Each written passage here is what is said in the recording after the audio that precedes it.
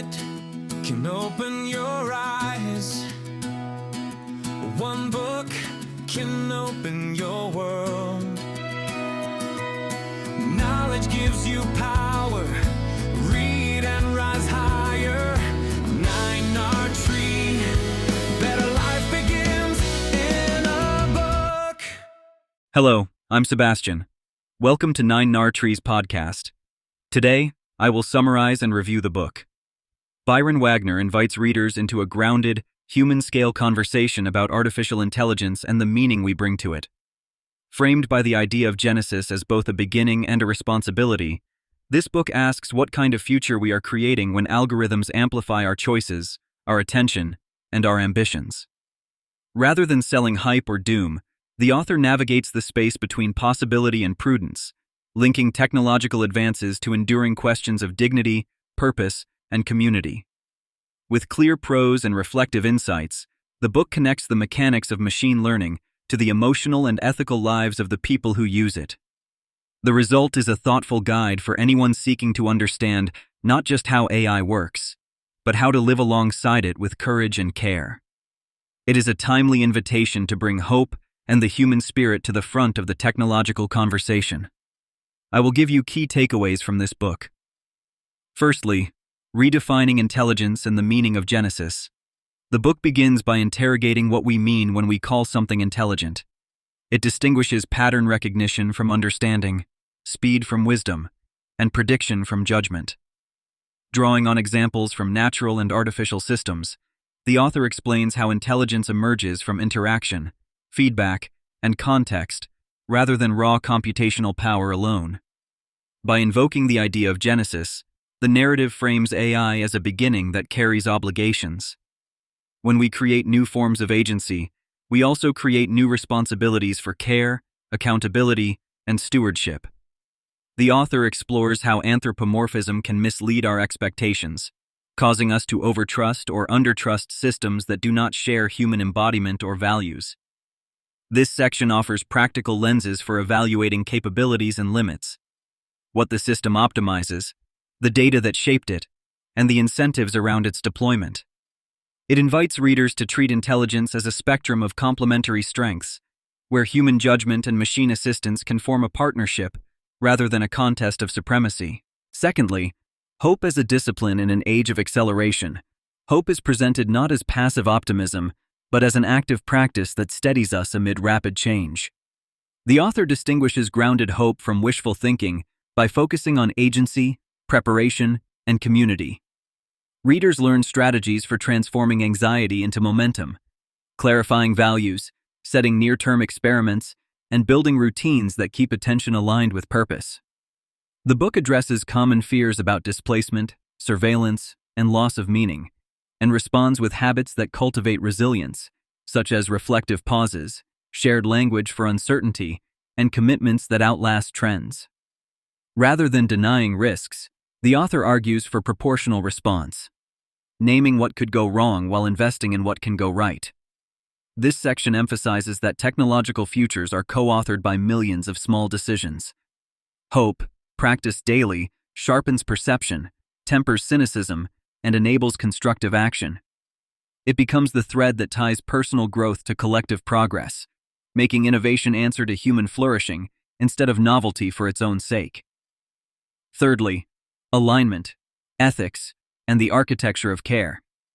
A central theme is alignment, ensuring that systems optimize for outcomes we actually value. The book translates abstract ethics into concrete design choices, highlighting transparency, feedback loops, and the importance of stating failure modes up front. Readers are encouraged to ask simple but revealing questions: whose values are embedded, who benefits, who bears risk, and how can harm be detected early? The author discusses bias, privacy, and the uneven distribution of power, situating technical guardrails within a broader culture of responsibility. Rather than treating ethics as an afterthought, the narrative presents it as architecture, baked into objectives, data pipelines, evaluation metrics, and incentives. Accountability is framed as a shared task among builders, operators, users, and policymakers. Practical guidance includes documenting limitations with humility, creating channels for redress, and measuring impact over intent. By binding capability to care, the book sketches a path where progress is paced by prudence and innovation serves people before it scales. Fourthly, human work, creativity, and everyday augmentation.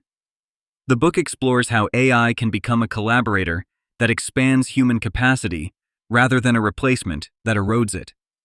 It outlines mindsets for augmentation. Treat tools as lenses that reveal options, not crutches that dull judgment. Readers are introduced to skill stacking, where domain knowledge, critical thinking, and prompting literacy combine to produce better outcomes. The author warns against shallow dependency and offers routines that maintain craftsmanship, such as verifying sources, keeping a personal knowledge base, and separating drafting from deciding. Creativity is treated as a dialogue between constraints and exploration. AI can widen the search space, while humans choose direction, taste, and standards. Practical applications range from research synthesis and brainstorming to prototyping, learning acceleration, and accessible creativity for non-specialists. The section closes with a simple ethic of use. Borrow speed from the machine, keep meaning with the human, and make the handoff between the two explicit so quality and accountability remain clear. Lastly, governance, shared choices, and a more equitable future. Beyond individual practice, the book turns to collective decision-making. It examines how market incentives, platform architectures, and public policy shape the trajectory of AI.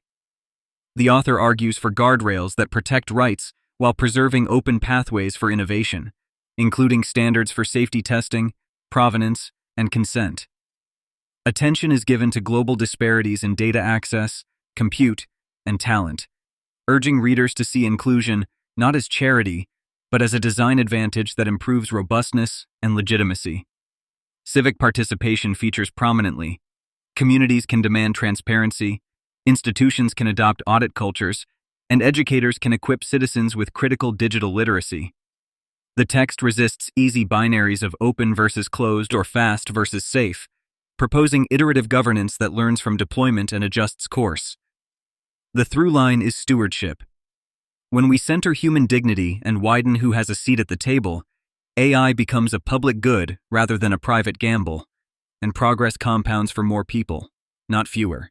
In conclusion, this book is for thoughtful readers across roles: professionals integrating AI into their work, students preparing for dynamic careers, leaders setting policy or culture, and anyone seeking to keep their humanity intact amid rapid change. It will benefit your life by turning vague anxiety into practical agency, offering clear lenses to evaluate tools, habits to protect attention, and principles to align your efforts with the outcomes you actually value. Unlike manuals that fixate on features or manifestos that trade in extremes, this work cultivates a balanced posture: hopeful without naivety, cautious without paralysis, ethical without abstraction. You should buy this book if you want a compass more than a map, a way to make better decisions across shifting terrain. Its blend of clarity, humility, and actionable insight will help you partner with technology while strengthening character, purpose, and community, which is the competitive advantage that endures. If you would like to support Byron Wagner, you can buy the book through the Amazon link I've provided in the podcast description.